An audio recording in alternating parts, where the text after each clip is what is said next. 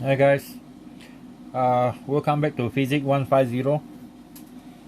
The next topic that we have is chapter number 5, which is called the DC circuit.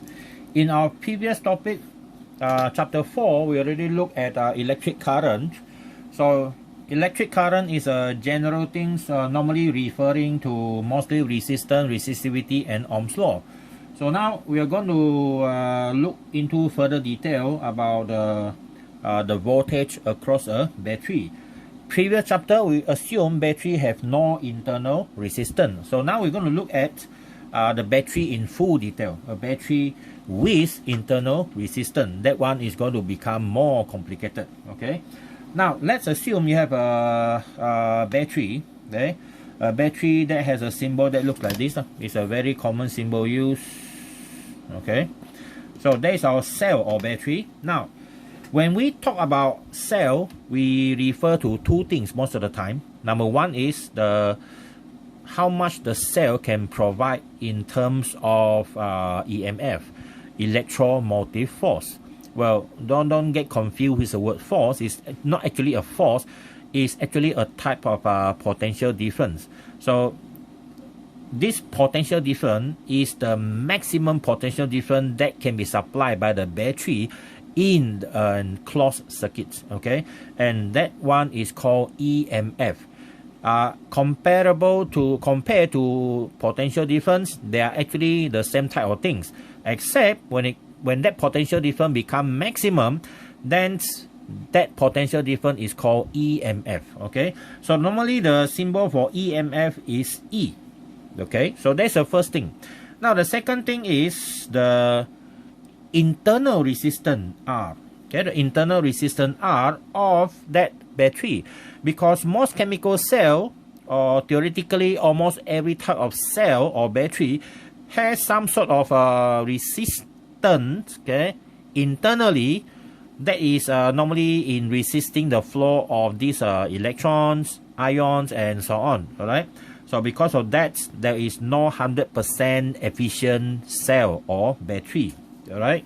Now, when we connect a cell with EMF E and internal resistance R to an external circuit, okay. So because the external circuit is already completed, so the cell internal resistance R is going to play an important role. Okay, and because of that, we're going to look into more detail about that.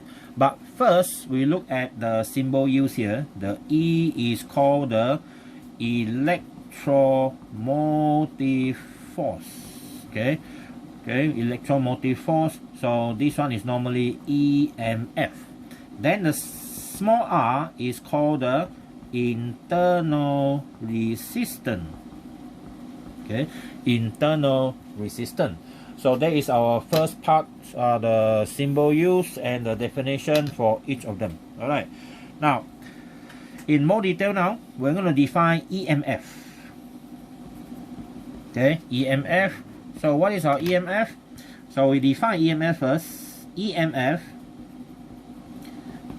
is defined to be the total work done in moving 1 coulomb of charge, okay, from the positive terminal to the negative terminal of a cell through the external circuit. Okay, through the external circuit. So that one means your EMF is actually equal to the total work done per unit charge. Okay, total work done per unit charge. Now, if you come to potential difference, that is slightly different. Okay, later we look at potential difference. So EMF means if you have a cell, okay, a cell with a external resistor connected. Alright, and then let's assume it has an internal resistance somewhere. This is R, this is big R. Now if you have 1 coulomb of charge, okay, 1 coulomb of charge, normally we refer to a positive charge. 1 coulomb of charge, if you move that charge around, okay, from positive terminal, and then move around, and then end up in a negative terminal. So all the work done, okay, if you divide by the charge of 1 coulomb here, okay, you're going to get the EMF of the cell. That is the meaning of the cell itself. So that means if let's say you have a car battery, 12 volt car battery, that 12 volt means if you are pushing out 1 coulomb of positive charge from the positive terminal until it reaches the enter back into the battery again, that one you need 12 joule of work done. Okay, if you have half a coulomb, you need 6 joule of work done. Okay, so that when you divide, it always go back to 12 volt. All right, so that is the meaning of the EMF. So EMF, remember, is across the positive and the negative terminal. Okay, now when it comes to potential difference, okay, potential difference or PD later, potential difference or PD, we look at the definition. Now this PD definition is quite similar to EMF of a cell, except it is only used across the external, any resistor, okay, any resistor here externally, but you can also use it for the internal resistance later. So now let's say this one has a EMF E and the current is I and this resistance R. So let's assume that there are 2 points A and B. Okay, so when I say what is the potential between AB, I will call VAB. Okay, so potential difference VAB, okay, is defined to be the work done in moving 1 coulomb of charge from A to B across a resistor R. Alright, so that is a difference. Okay, so our potential differences VAB is equal to the work done in pushing 1 coulomb of charge only from A to B only, not the other place. You can even have some other resistor here, but not counted. Okay, so divide by the charge. So now you see the formula, they are actually similar. Okay, the only difference is the scale. How big scale are we talking about? Is it the entire circuit or just part of the circuit? Okay, so they are actually based on the same concept. It's only the scale, the size of the scale that is different. All right, so now both have the same units. The unit for the E is the same as the unit for potential difference, which is the V stand for volt. Okay, stand for volt. So that is the EMF and potential difference. All right, so internal resistance we don't have to talk about anymore. It simply means the resistance of a cell when given to external, given to flowing charge, especially in this case is an electron or positive and negative ions. Okay, so that is our first one. Now we are going to look at something new, which is actually connected to internal resistance.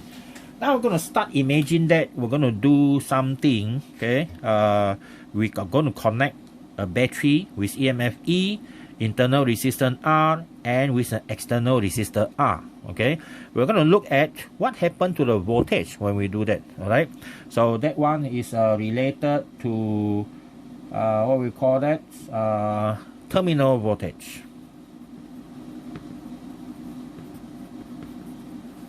Okay, terminal voltage, and normally the symbol we use is simply V. Okay, simply V.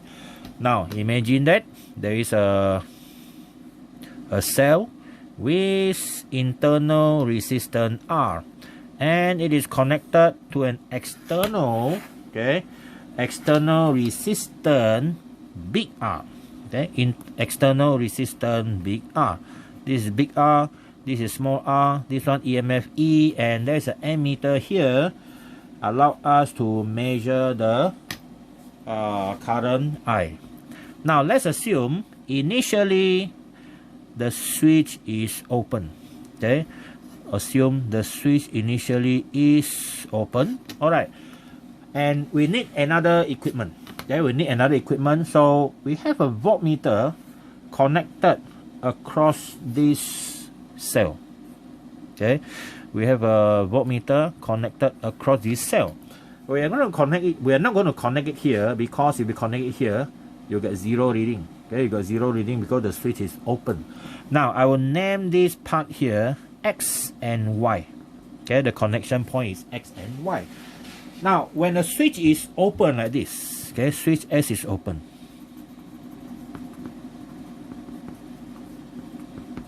Okay, is open. The voltmeter, okay, the voltmeter give reading of E. Okay, let's say when the manufacturer said that battery has an EMF of 1.5, when you do experiment like this with open switch, okay, then your voltmeter will give 1.5. Okay, you give 1.5. So if your car battery is 12.6 volt, when you do like that, open terminal, you open the switch, open the terminal of the battery, what you measure is 12.6 exactly. Okay, exactly. If a lithium ion battery, you get 3.7 or 4.2. It depends on the type of battery. So that means why the reading is like this? The reason is very simple. Because nothing caused the battery to lose the energy. Simply because when you open the switch, there's no current flowing through the circuit here. So that means no current is going to flow through the battery. That means no current is going to flow through the R, small r here. So that means this small r you can assume not existing when no current is flowing. So the reason is when I is equal to 0, when your switch is open, the voltage across R, potential across small r is equal to 0. So thus your V here is going to be equal to E. Okay, you see the importance of this one when we come to the next stage. Okay, now we are going to close the switch. So when you close the switch, the whole situation become totally different. Okay, the situation are now totally different. We still have the resistor here, small r, the E, and the connection of our voltmeter still in the same location. Okay, V, our switch already closed, and the ammeter still in the same place. External resistor, no changes. Okay, R. Now current is flowing. In this case, the current is equal to 0. Okay, current is equal to 0 for the first one, but for the second one, your current is not equal to 0. So that means current is passing through the big R and also the small r. Okay, because they are all in series. So in that case, okay, we're going to do some changes to the diagram. That changes is, number one, we're going to bring this voltmeter down. You see or not? This voltmeter XY is actually now not only connected across the battery terminal, but also across the R here. So I can shift this one down like this. Okay, so now I'm going to shift the voltmeter down. So that means, okay, the ammeter now, where is the ammeter now? The ammeter is somewhere around here. Okay, somewhere around here. So let's assume I shift this one down. Okay, so now your voltmeter is going to go across that big R. Okay, this is a big R. So now Y is here. This is a Y, and I will shift because the S, switch S is between X and A. So my switch S is here, and now my ammeter is here. Oh, useless pencil.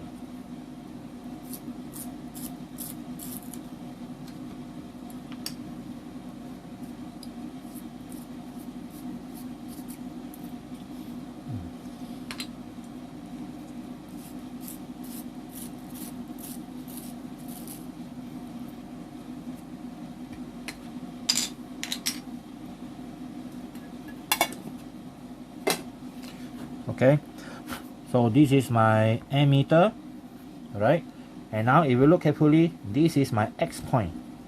So now my voltmeter is across the external, okay, R, like this.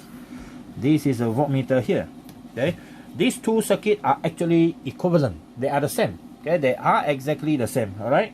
So if they are exactly the same, I can now make it even simpler.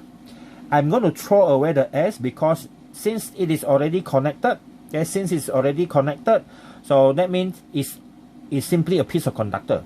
And normally we assume the ammeter have a very small resistance, okay, very small resistance, so I can put it anywhere I like, okay. So now I'm going to move this A up to here. So now I'm going to go to the page 2, simplification of the circuit. So the next diagram, of course, is our SAM battery with EMF E and the internal resistance R. And we already throw away the switch, okay, and our, of course, the ammeter will be shifted to somewhere else, and our voltmeter here is now connected directly, seems like connected directly to the resistor R, okay, to measure the voltage V. So I will put the ammeter here again because they are in series. No matter what you put, they are the same effect. So now if you look at this carefully, this voltmeter now is actually measuring the the voltage across the big R. And normally this one is given by symbol V only, alright. Now another one is this small r here. We can imagine that we can take out the small r. Imagine only you actually cannot see any r inside the battery. So now I'm going to move it around here. So now our diagram is even more simplified. Okay, so I'm going to have this big resistor and a small resistor R, which is the internal resistor. Okay, E, big R, small r, and our ammeter is here again. So now our connection of the voltmeter for our big R is this one. This one gives us V, and imagine again we have a very special type of voltmeter that can measure, okay, the voltage across the internal resistor, okay, and we call this one V small r, and this one is V big R. But we know the V big R is V here. Now if you look carefully, this one here is called the terminal voltage. Why it is called terminal voltage or not simply voltage? Well, terminal voltage is a condition where when you connect the voltmeter like that, okay, when the switch is closed or open, the voltmeter is connected across the battery's terminal, okay, and here battery terminal, but theoretically they are actually the same. Even though it's connected across the battery terminal, but it is actually measuring the voltage across the external resistor. Okay, because you already closed the switch, the current is flowing, so now it's no more measuring EMF.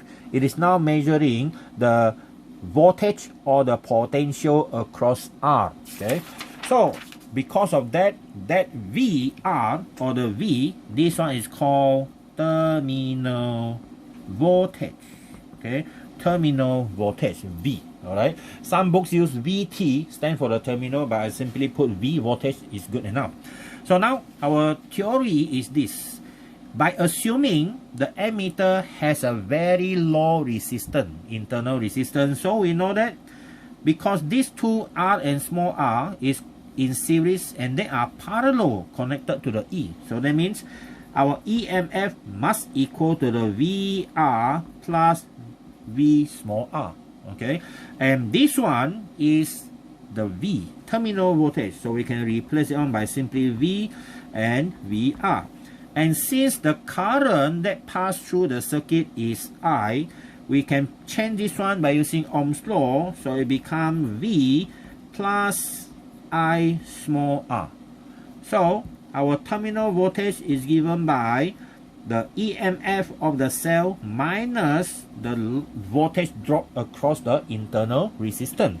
So that is the formula to calculate our terminal voltage across any external resistor connected to the cell with EMF E and internal resistance R. Alright, so you can see that if we assume the battery does not have internal resistance, your small r becomes 0 and multiply by I give you 0.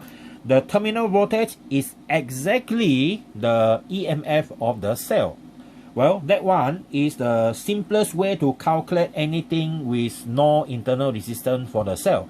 But in reality, all cells have internal resistance. Alright. Okay, so that is the terminal voltage. Alright. So the next one is our what we call single loop circuit. Okay, the single loop circuit.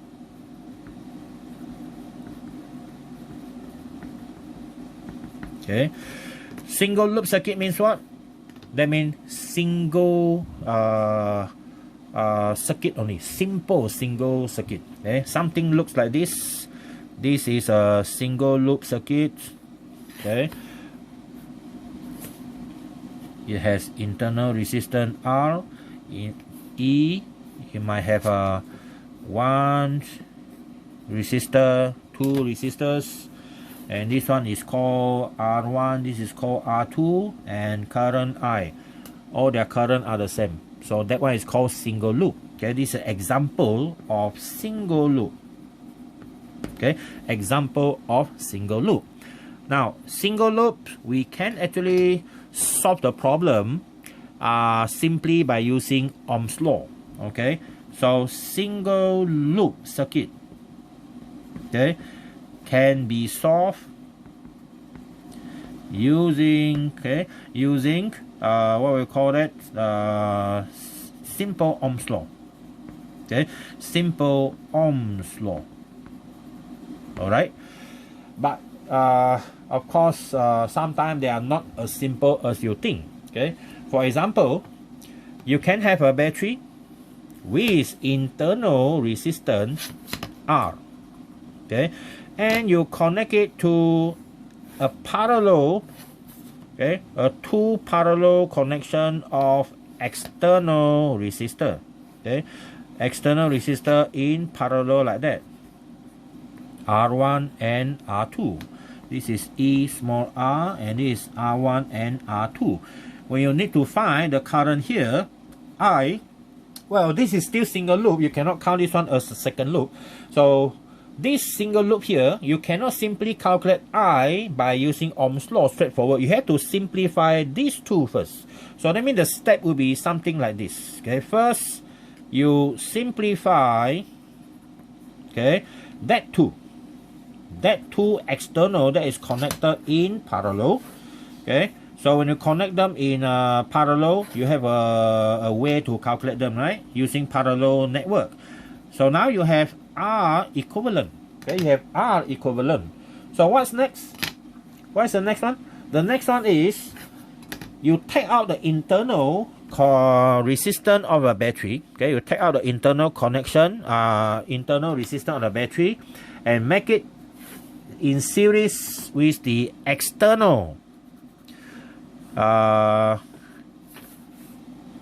okay, resultant value. This is a R equivalent, this is a small r, this is E, and this is a current I. Now what happens when you have two connections like that? When you have two connections like that, okay, you can simplify them further. Okay, simplify them further by calculating their total resistance. Okay, by calculating their total resistance. Okay, so now this is the resultant or equivalent. Okay, the final equivalent value. So now we see this one can be simplified. It can be simplified step by step like that. Okay, so this is one of the example. Okay, example 1, you have a series connection, you have parallel connection, you can simplify them one by one, and finally using V equal to IR, okay, V equal to IR, you can calculate the current by putting this one as E. Okay, so current is equal to E divided by R equivalent prime, and you can get a certain answer, and so on. Okay, so this is one of the example of single loop circuit. Okay, single loop circuit. But sometimes you are not only looking at single loop, you are looking at multiple loop. Okay, multiple loop, or something that is much more difficult than this. All right, so we are going to look into that now. Okay, multiple loop. Okay, what happens when you have multiple loop and you cannot simplify them? Okay, multiple loop circuit. Meaning of multiple loop, it looks like this. Okay, you have a battery here. Okay, it can have or don't have internal resistance, and then you have a resistor here, and then another resistor here, and maybe with another battery. Okay, like this, and here with another battery, and maybe with some internal resistance here. Okay, something like this. So now you have three battery, E1, this is E2, this is E3, and also three resistor, R1, R2, and small r. And if all their value, even their value are different, okay, if their value are different, that means there's no way we can use Ohm's law to solve them, because this one is impossible to change them into like this. Okay, you cannot change them into something that looks like this simple. Okay, impossible. Okay, that means cannot. Okay, cannot reduce to this. Okay, it cannot be reduced to this. So that means you are doomed. Okay, that means you are doomed. You fail your physics 150, and you're going to draw nasi lemak, okay, burger, satay, and so on. But of course, we as human, we found way to solve question like this. So that means this one you cannot reduce this one. Reduce means simplify. So no way for you to reduce to this circuit here. So simple, not like that one. Okay, the one before this one here. You can, no matter how complicated like this, there's only one power supply, so reduce is something like this. So simple, but this one cannot. You cannot do that, so that means we need new theory. Okay, we need a new theory to solve this problem, and that one is called Kirchhoff law. Okay, Kirchhoff law. So Kirchhoff law is a very difficult law, so you better watch this video over and over again. Okay, I have made multiple videos. Some are not for you, some are the Form 6 one, but not for your level. Now, but they're actually the same. Like how can you simplify Kirchhoff law? Okay, now the next one is Kirchhoff laws. Okay, Kirchhoff law. Sometimes we just call it Hukum Kicap or Kicap law, easier. Kirchhoff. Okay, Kirchhoff, K-I-R-C-H-H-O-F-F. Okay, Kirchhoff law. Now, Kirchhoff have two laws. We're going to look at that law one by one. Okay, we look at Kirchhoff first law first. What does Kirchhoff say? So we look at Kirchhoff first law.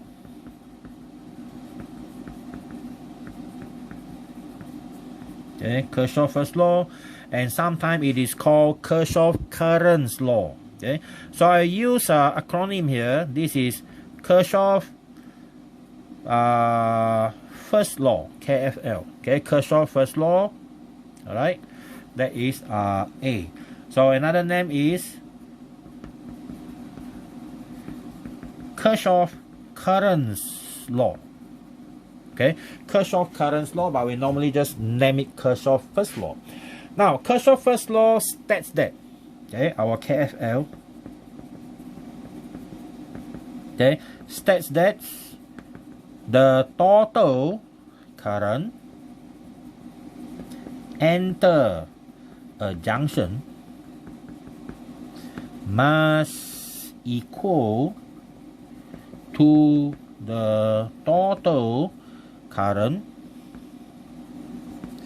that leave the same junction.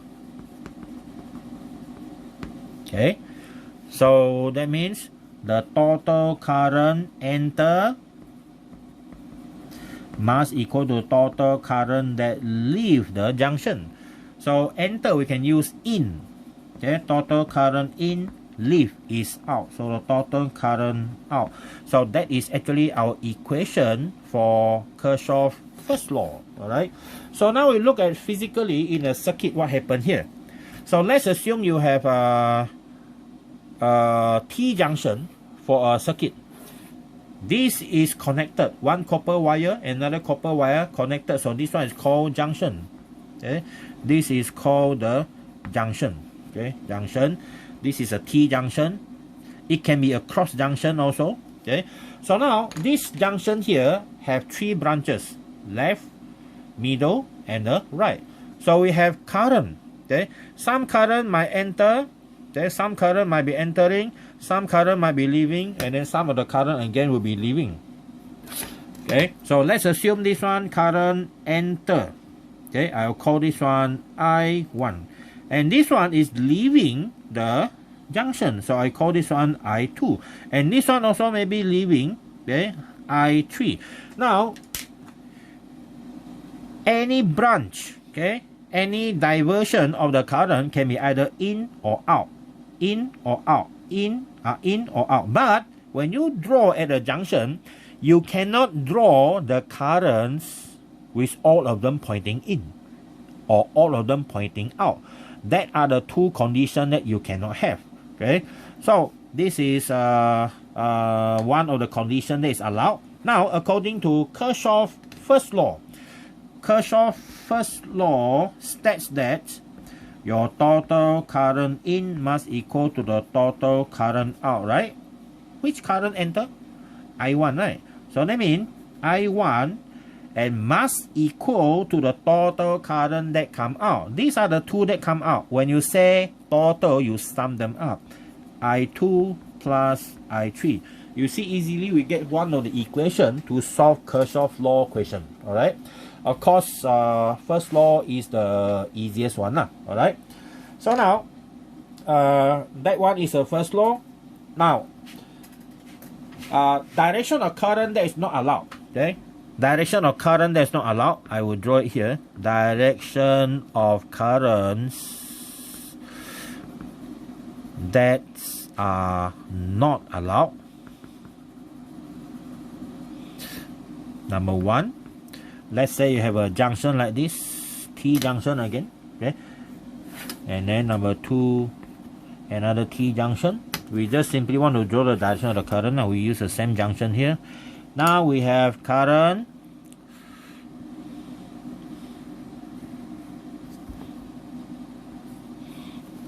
another current here, one here. All these conditions are not allowed. The current all enter, cannot.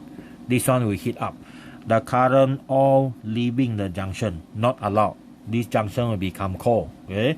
So of course, unless you're talking about Joule's law, other than that, this one is not allowed. So these are the important thing, not allowed. Okay, this is not allowed. So we put it in a box so that you always remember when you draw the current at the junction, you cannot draw this type. So this one is cannot. Okay, this one cannot. Not allowed. Remember.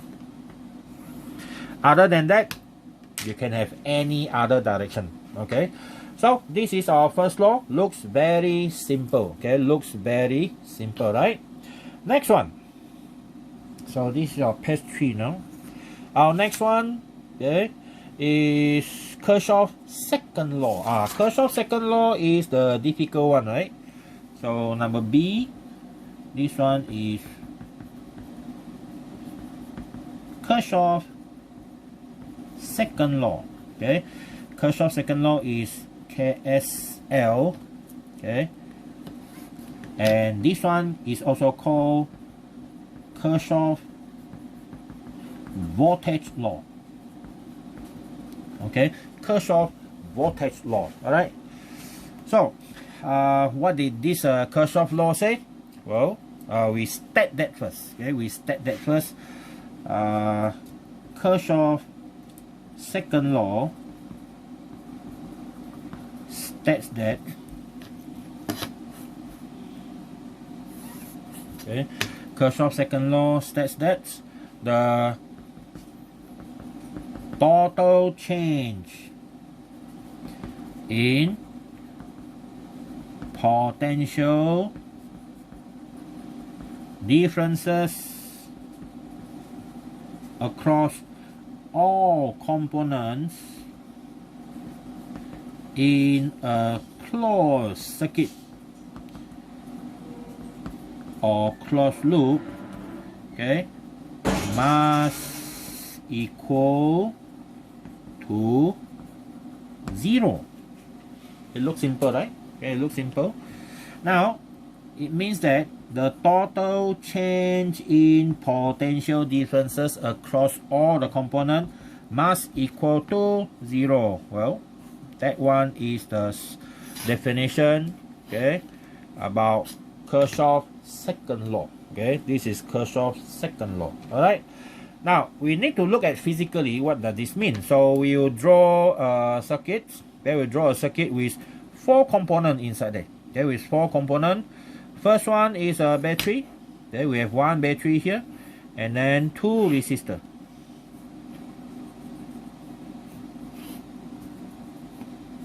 Right, and another battery. Okay, and another battery. These batteries are different in EMF, so I call this one E1, this is E2, this is R1, and this is R2. Now we imagine that we're going to measure the voltage across each of them. Okay, now how do you measure the voltage across each of them? The way you connect a voltmeter must be the same everywhere. It must be the same everywhere. So let's say our voltmeter, we have 2 terminals, right? One is the blue, one is a black, one is a red. The red one is for positive terminal, and the blue one is the negative terminal. So we are going to put our voltmeter here, here, here, here. Okay, so this is the first one, this second one, third one, and the fourth one. Okay, they are all voltmeter. Now if you look carefully how I put the voltmeter, if you go around from the outside of the, this is your eyes, okay, you look at that one, okay, always from here, here, here, here, from outside. You cannot measure here, here, here, here, from inside cannot. You must all the time from outside, or all the time look at the voltmeter from inside. There's only 2 choices you have. Now let's assume I put the positive terminal on the left side, okay, here. And that means when I move it here, this is the left side of the voltmeter, and this is the left side of voltmeter, and this is the left side of voltmeter. And then the negative is on the right side. Okay, when you do it, it is called you are consistent in measuring. Okay, so let's assume again our voltmeter reading here is V1, this is a V2, V3, and V4. Now, according to the Kirchhoff second law, that means if this is a closed circuit, it will have current inside, right? It passes through everything. The current is the same for all of them. So your V1 plus your V2 plus your V3 and plus your V4 must equal to 0, according to Kirchhoff's second law. Delta V is a voltage across them. Okay, so that is the meaning of our Kirchhoff second law or Kirchhoff voltage law. All right. Now, to use this law, there are some rules that you have to follow. Okay, so that rules will be concerning how you look at current flow through resistor. All right. Let me sharpen my pencil first.